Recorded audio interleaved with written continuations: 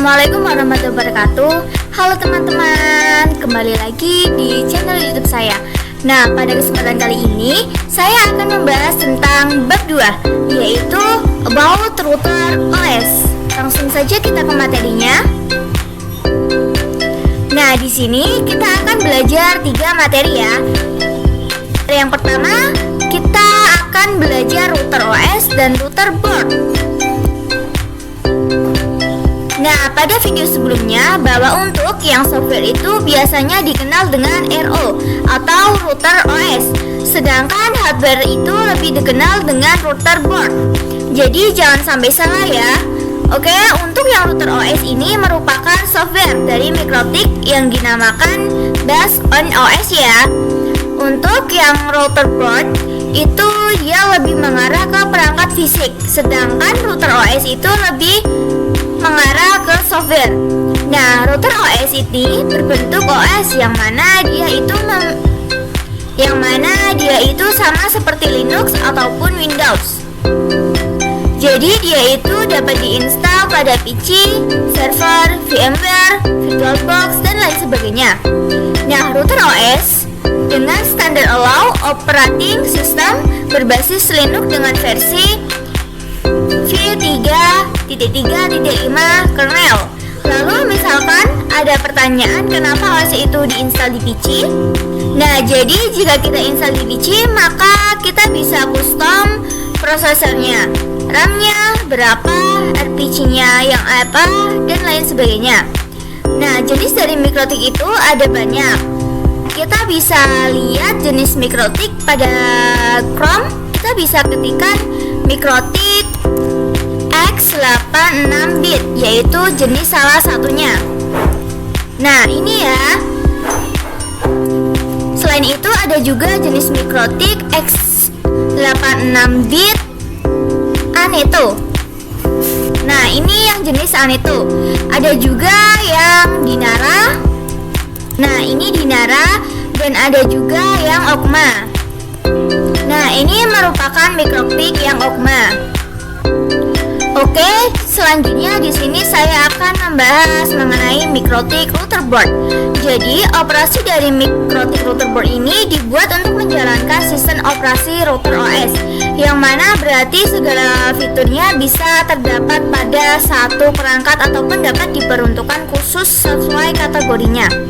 Seperti pada umumnya Mikrotik, router board juga memiliki jenis yang beragam, mulai dari flow end sampai dengan high end. Nah, untuk contohnya kalian bisa perhatikan gambar-gambar yang ada di sini ya. Nah, selanjutnya kita masuk ke materi yang kedua, yaitu router OS features.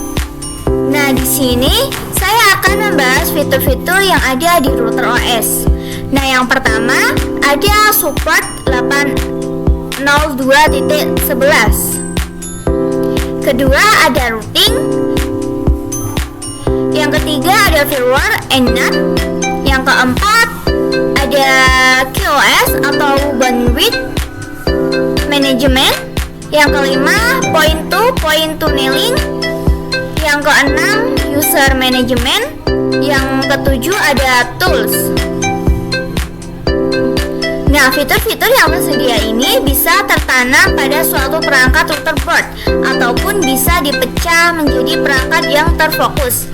Nah, fitur router OS yang pertama ada yang namanya support 802.11. Nah, jenisnya ada yang indoor maupun ada yang outdoor. Fitur yang kedua adalah routing. Nah, routing ini ada yang namanya static routing, ada yang namanya dynamic routing. Kemudian fitur yang ketiga yaitu firmware dan NAT, yang mana keduanya ini adalah sebagai proteksi agar Mikrotik kita bisa aman. Kemudian NAT ini juga berfungsi agar klien yang memiliki IP privat bisa mengakses IP publik. Misalnya, jika kita memiliki NAT, kita bisa mengatasi serangan. Bisa juga untuk memblok website dan bisa juga untuk blok website pada jam kerja. Kemudian yang keempat ada yang namanya fitur QoS atau Quality of Service, atau biasanya adalah bandwidth management, yang mana mikrotik ini kita nantinya bisa mengatur atau mikrotik ini bisa diatur bandwidth manajemennya. Nah, yang kelima, ada yang namanya fitur point to point atau semacam VPN.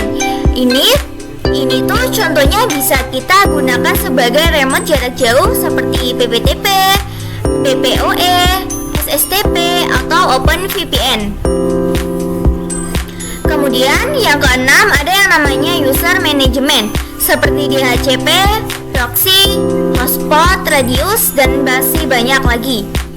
Dan yang terakhir mikrotik yang mana ini juga bisa kita gunakan sebagai tools. Contohnya fiturnya ini bisa digunakan untuk mengetes bandwidth,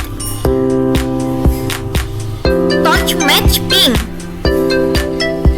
MRTG, dan lainnya. Nah, selanjutnya kita masuk ke materi yang terakhir, yaitu name, tipe, arsitektur router board. Nah, router board name yang mana ini memiliki pengkategorian nama pada perangkat router board mikrotiknya berdasarkan 3 simbol name di sini. Nah, RP itu merupakan singkatan dari router board.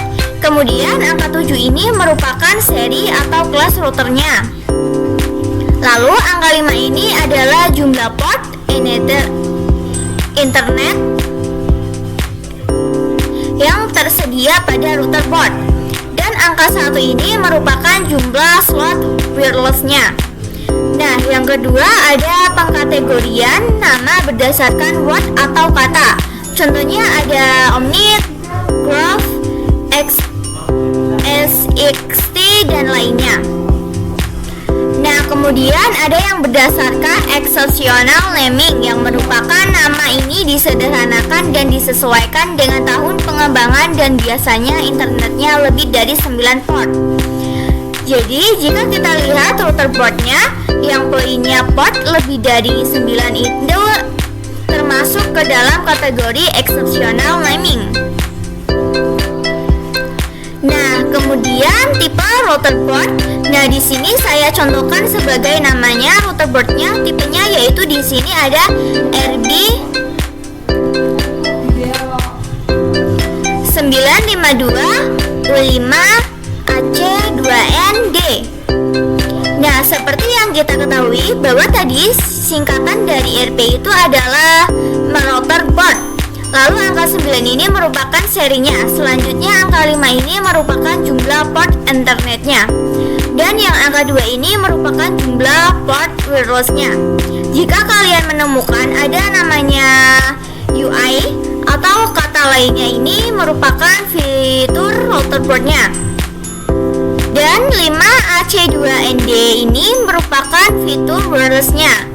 Dan ini adalah jenis casingnya. Intinya kalian bisa melihat tipe router board seperti ini di belakang perangkat router boardnya. Kemudian kalian bisa cocokkan sendiri ke dalam kode-kode yang ada pada gambar di sini.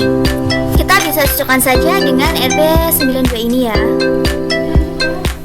Nah, kemudian untuk arsitektur pada mikrotik ini ada yang namanya MIP SBE dan lain sebagainya. Nah, arsitektur ini semacam fitur apa saja yang tersedia pada perangkat mikrotik arsitektur router boardnya. Dibedakan berdasarkan jenis dan kinerja prosesornya seperti tadi. Jadi, arsitektur router board ini membedah fitur-fitur yang tersedia atau tidaknya dalam router board. Nah, software atau OS-nya untuk setiap arsitektur itu berbeda-beda karena fiturnya juga berbeda-beda.